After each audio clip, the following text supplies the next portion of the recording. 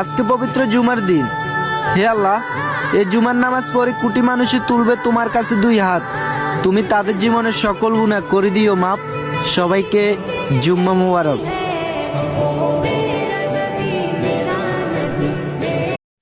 আমার লাইফের কষ্টগুলোকে ভাগ করলে অর্ধেকেরও বেশি কষ্ট আমি পেয়েছি শুধুমাত্র বাংলাদেশের ক্রিকেট খেলা দেখে। মাঝে মাঝে রাগ করে ভাবি যে আর খেলাই দেখবো না। এরপরও কেন জানি বাংলাদেশের খেলা হলে যখনই টেলিভিশনে বেজে ওঠে আমার সোনার বাংলা আমি তোমায় ভালোবাসি, তখন কেন জানি আর নিজেকে ধরে রাখতে পারি না।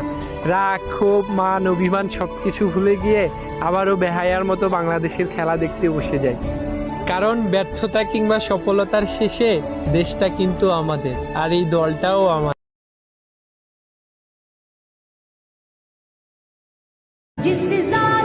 আজকে পবিত্র জুমার দিন। হে আল্লাহ, এই জুমার নামাজ পড়ে কোটি মানুষই তুলবে তোমার কাছে দুই হাত। তুমি তাদের জীবনের সকল গুনাহ করে দিও মাপ। সবাইকে জুম্মা মুবারক।